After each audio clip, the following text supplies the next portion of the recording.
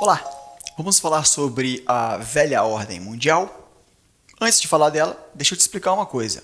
Ordem mundial diz respeito sobre o arranjo de poderes entre as potências dominantes de uma época. Tá? Então, para a geopolítica é um conceito importantíssimo. Quem é que manda e por que manda no mundo em determinado momento. Nós já passamos por várias ordens mundiais. Portugal já foi uma grande potência, a Espanha já foi uma grande potência, o Reino Unido já foi uma grande potência. Então, são outras ordens mundiais. Como a gente tem uma memória muito curta, vamos falar então sobre a velha ordem mundial, porque é a anterior à atual ordem mundial, a nova ordem mundial. Vamos falar então de um período bem específico da história / geopolítica do mundo, que é o período do pós-Segunda Guerra Mundial até o início da década de 90. Esta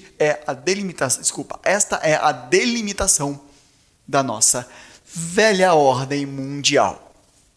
Vamos nos situar então no espaço-tempo de uma maneira bem resumida para a gente relembrar o que você já sabe sobre isso. Com o fim da Segunda Guerra Mundial, nós tivemos então a destruição dos países do eixo, leia-se, principalmente Alemanha e Japão, e a gente teve então a ascensão de duas potências mundiais. Porém, o próprio fim da Segunda Guerra, com duas bombas atômicas, já dizia, lá no Japão, já dizia muito bem que uma outra guerra iria começar. Era uma guerra muito mais no campo ideológico, no campo muito mais político, que dizia respeito a, de um lado, uma potência capitalista, Estados Unidos da América, e uma potência socialista, União Soviética, ou União das Repúblicas Socialistas Soviéticas. Os dois lutaram do mesmo lado na Segunda Guerra Mundial, porém, em questão de pouquíssimo tempo, eles sabiam que o mundo seria pequeno demais para um convívio entre essas duas visões de mundo completamente diferentes. Bom, já delimitamos então quando começou, em 1945. Bruno, e o que veio depois disso? Vamos grudar palavrinhas na sua cabeça, porque quando aparece uma questão sobre isso, algumas palavrinhas são mágicas. Pensou em velha ordem mundial, você tem que lembrar em bipolaridade. Por que bipolar? Porque essa foi a característica do mundo naquela época. O mundo era bipolar, duas grandes potências faziam do mundo o seu tabuleiro de xadrez. E aí a gente desembocou numa Guerra Fria. Guerra Fria é porque, graças ao bom Senhor, por pouco isso não aconteceu, mas se essas duas grandes potências entrassem em uma guerra em vias de fato, uma guerra quente, provavelmente nós não estaríamos aqui para contar essa história, provavelmente você não estaria aí na sua casa, esse mundo seria um lugar completamente destruído, já que essas duas potências possuem arsenal bélico para destruir esse planeta algumas vezes. Então, a Guerra Fria foi o período em que se dominou a velha ordem mundial. São praticamente a mesma coisa. Velha ordem mundial é o período de tempo, o arranjo de poderes em que imperou no mundo, então, a bipolaridade, que era a característica da Guerra Fria. Ok, de um lado, então, nós tínhamos os Estados Unidos e toda a sua organização capitalista, principalmente acordos militares, tá? O principal deles ali é a OTAN, e do outro lado nós temos a União Soviética através do Pacto de Varsóvia. E quem era o mundo naquela época? O mundo era dividido em blocos. Tá? Junto com os Estados Unidos, com o seu bloco capitalista, nós tínhamos os países da Europa Ocidental. A Europa Ocidental, leia-se, a metade capitalista da Alemanha, tadinha, foi dividida em duas. Nós tínhamos a França, o Reino Unido, a Itália. Depois, nós tínhamos lá no Oriente, na Ásia, o Japão e a Coreia do Sul, como os principais aliados e atores ali naquela região. O bloco socialista, ele compunha a outra metade do planeta. Está aqui, ó. Além da União das Repúblicas Socialistas Soviéticas, que era um país gigante, nós tínhamos ainda a presença da China, que passou por uma revolução e voltou para o lado socialista do mundo. Nós tínhamos a Coreia do Norte, a tadinha da Coreia também foi partida em duas.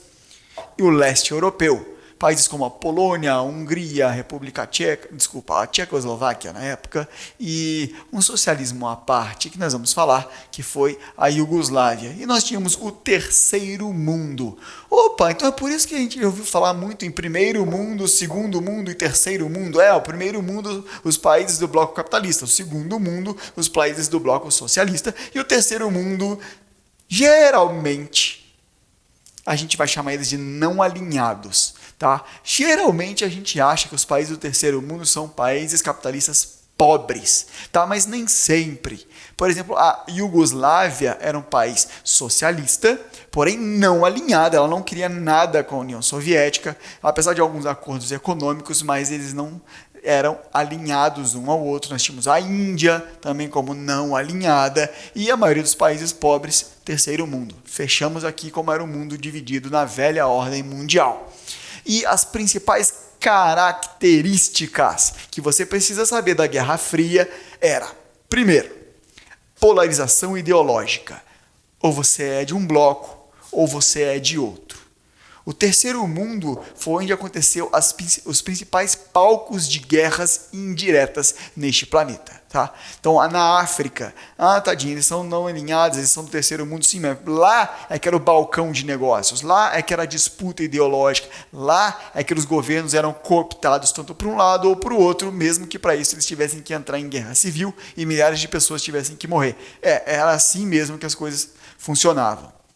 Então, nós tínhamos aqui uma polarização ideológica, o mundo dividido entre socialismo e capitalismo. Nós tínhamos uma corrida armamentista.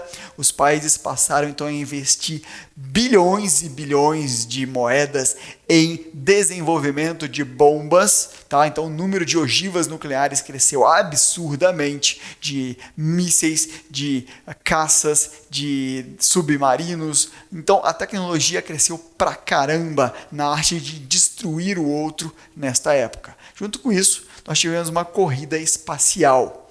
Isso é importante falar. Por quê? Quem domina o espaço, domina o planeta. Então, a primeira potência que dominasse o espaço teria uma grande vantagem sobre a outra, porque atacar de cima não dá defesa. Então, nós tivemos aí uma grande soma de dinheiro investido em chegar no espaço. O primeiro homem a chegar no espaço, um russo, Yuri Gagarin. Depois, o primeiro homem a pisar na Lua, o norte-americano, Neil Armstrong. Olha só como é que eles mediam a sua força. Tá? Tudo isso não era para mostrar o quanto os seres humanos eram ótimos e queriam dominar a galáxia. Não, era para mostrar para o seu inimigo que você tinha mais poder, porque te atacar lá de cima é muito mais fácil do que atacar aqui de baixo, já que aqui eles tinham investido bilhões em sistemas de defesa. As tais das alianças militares, a OTAN e o Pacto de Varsóvia são os principais, e todos os investimentos que isso faz, a sua rede de proteção, as bases militares espalhadas no mundo, e uma grande característica dessa época da Guerra Fria, que foi simbólica, foi a separação da Alemanha em dois países. A Alemanha Ocidental ficou com os capitalistas e a Alemanha Oriental ficou do lado dos socialistas. Só que a capital, Berlim, que ficava lá dentro da Alemanha Oriental, também foi dividida. E ela foi um grande símbolo, porque como era uma cidade dentro de um país cercado de socialismo e a metade dessa cidade foi para os capitalistas, eles queriam fazer dali um grande bastião de desenvolvimento. E aí tudo era abastecido pelo ar, tudo ali era muito mais pujante, o investimento foi muito maior e essa ilha de riqueza ali no socialismo fez com que os soviéticos construíssem um muro em volta para isolar a capital do país socialista que estavam se desenvolvendo ali em volta. Tá? Então, o Muro de Berlim ele era simbólico, ele foi construído pelos socialistas para dividir quem estava para cá, quem estava para lá, quem era socialista, quem era capitalista. Isso foi um símbolo para o mundo. Foi o símbolo também de quanto os socialistas queriam um mundo à parte, um desenvolvimento à parte, enquanto eles tiveram forças para manter este muro, que era caro de se manter, precisava de vigilância, precisava de soldados, precisava de armamentos. Enquanto ela teve força para isso, ela fez. Bom, o Muro de Berlim, então, foi um grande bastião. Nós tivemos aí várias crises no leste europeu. Países como a Hungria se rebelaram contra o sistema. Os países como a Polônia, como a República Tcheca, né, a Primavera de Praga. E tudo isso foi severamente pisado pelo governo soviético. Só para mostrar para vocês que não foi algo tão pacífico assim, você vai para lá e eu fico para cá. Tivemos guerra da Coreia, tivemos guerra do Vietnã, tivemos ditaduras militares na América do Sul. Cara, o mundo não era um lugar legal de se viver nessa época, não que hoje seja, mas nessa época era ainda muito, muito pior. Tivemos a crise dos mísseis de Cuba, quando o mundo realmente quase acabou, quando queriam instalar mísseis em Cuba, voltado para os Estados Unidos, e os Estados Unidos teve que lidar com essa situação aí, renegociar, e faltou pouco para a porrada sair e a Guerra Fria virar o fim do mundo. Bom, o importante é que a gente entenda que o sistema socialista ruiu. Ruiu por uma série de fatores, tá? Uma série de fatores. Mas muitos economistas colocam isso na conta da economia planificada, tá? Então você não produzia voltado para leis de mercado, então muitas coisas eram superfaturadas, a gestão era horrível, o poder do Estado em cima do cidadão era gigantesco. Então a União Soviética ruiu de dentro para fora. Ela perdeu a guerra para si mesma, que é a pior forma de se perder a guerra. Então, há uma divergência em saber quando acabou a velha ordem mundial. Alguns dizem que foi com a queda do Muro de Berlim em 1989, quando os soldados abandonaram o muro e os próprios cidadãos de Berlim quebraram o muro e unificaram a Alemanha em um só país.